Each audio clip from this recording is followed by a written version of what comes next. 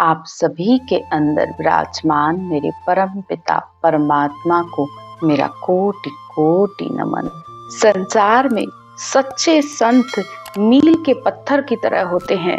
जिस प्रकार मील का पत्थर के हिसाब से चलने पर हम बिल्कुल सही मंजिल पर जाकर पहुंचते हैं, तो इसी तरह ही सच्चे संत खुद तो भक्ति करके परमात्मा में मिले ही हैं, वे औरों को भी सही रास्ता बताकर उस परमात्मा प्राप्ति का सही सही रास्ता और दिशा दिखाते हैं।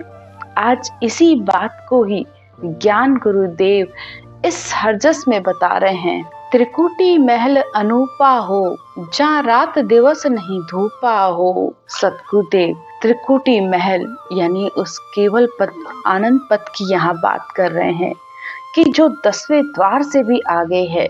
वहां पर न रात है, न दिन है, न धूप है, न छांव है। यानी उस देश में ना तो दुख है, न सुख है, न कोई भरम है, न कोई कर्म है। आत्मा हर चीज से न्यारी है। पाप पुण्य दोनों सो न्यारा, भरम कर्म सो न्यारा।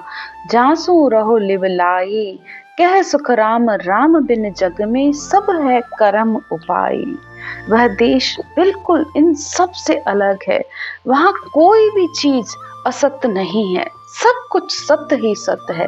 तो सतगुरुदेव आज इस बात का निर्णय करके बता रहे हैं कि अगर तुम त्रिकुटी पे पहुंचकर बैठ गए हो, क्योंकि बहुत से लोगों को त्रिकुटी यानी आज्ञा चक्र पर पहुंचने पर ध्यान समाधि लग जाती है, और इतनी गहरी ध्यान समाधि लगती है कि वहां पर उनको आनंद भी बहुत आने लगता है और उन्हें लगता है कि हम पहुंच गए।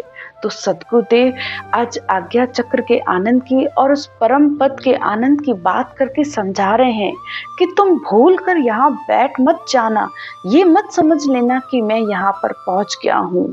त्रिकुटी और परम पद के आनंद का सबसे बड़ा अंतर तो यही होता है कि त्रिकुटी में जब आत्मा का ध्यान लगता है तो वह ध्यान समाधि वहां पर लग जाती है।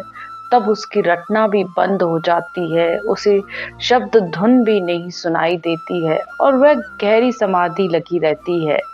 तो ध्यान समाधि लग जाने से वह भजन करना भी उसका छूट जाता है, और रटना करने से तो मनुष्य के कर्म खत्म होते हैं, और जब तक कर्म नहीं खत्म होंगे तो मनुष्य परमात्मा में नहीं मिल सकता।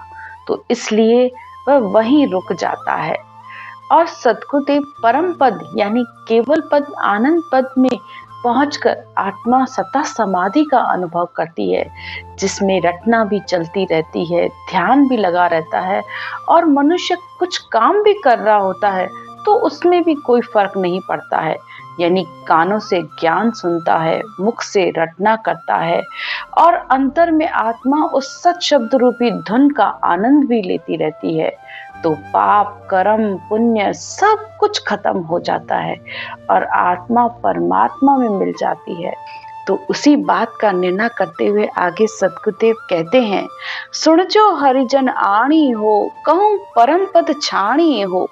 यानी मैं उस परम पद में पहुंचा हूँ और मैं ये सब कुछ तुमको देख के बता रहा हूँ कि यहाँ का आनंद तो बहुत है, लेकिन अभी भी तुम उस परम पद यानी उस परमात्मा में मिलने का देश तुम्हारा नहीं आया है, वह उससे आगे है। 3 लोक का सादा हो, वामट त्रिकुटी बांधा हो। सतगुरुदेव कहते हैं कि त्रिकुटी से लेकर पार ब्रह्म के देश तक तो ये सारा एरिया त्रिकुटी यानी आज्ञा चक्र के अंदर आ जाता है, क्योंकि आज्ञा चक्र को चिदानंद का स्थान कहा गया है। उससे आगे शिव ब्रह्म है, उसके आगे पार ब्रह्म का देश है। इसे भी अभी तक पिता का देश कहा जाता है, लेकिन आत्मा को पिता के देश नहीं, परमात्मा के देश, पति के देश जिसे कहा जाता है, उसमें मिलना है। तो वह सतलोक अभी इससे आगे है। सतलोक यहाँ से आगे हो, जहाँ जम का डर नहीं लागे हो। तो सतलोक इस पार ब्रह्म के देश से भी अभी आगे है। वहां पर उस जम का काल का भी डर नहीं है। आगे सतगुरुदेव परम पद को समझाते हुए कहते हैं, त्रिकुटी लग जम जावे हो, ब्रह्मा विष्णु ढावे हो। ज्ञान गुरुदेव आगे समझाते हुए कहते हैं कि त्रिकोटि तक तो ब्रह्मा विष्णु महादेव के देश है।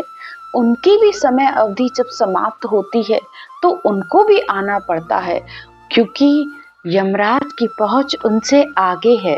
आगे ज्ञान गुरुदेव कहते हैं, ओम सोम सासा हो, वालग जमका बासा हो।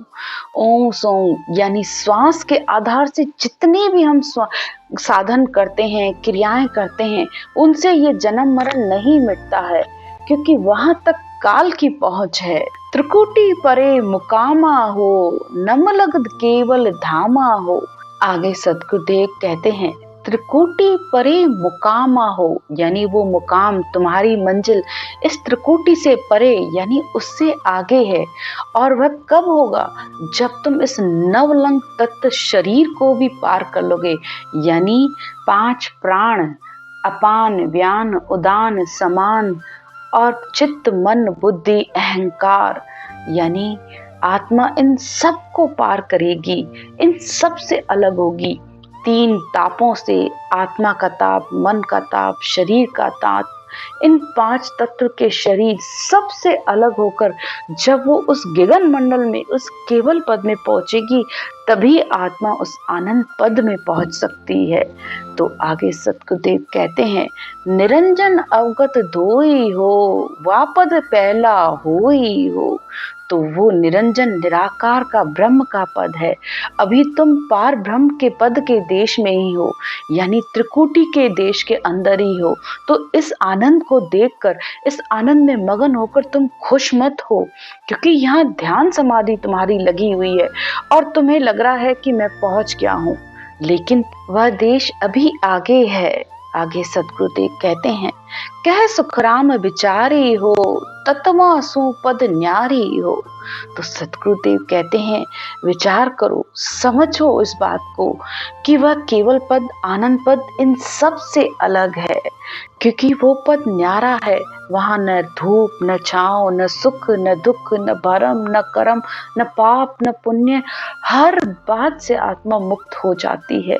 इस शरीर से भी वह अलग होकर उस गगन मंडल में उस सत शब्द रूपी धुन का हर समय अखंड दर्शन करती रहती है।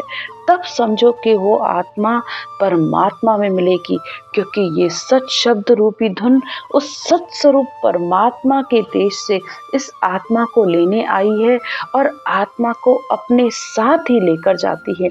ये शरीर भी यहीं रह जाता है, लेकिन वह सत शब्द उस आत्मा को अपने साथ उस परम पद में लेके जाएगा। आज की चर्चा यहीं तक। राम राम।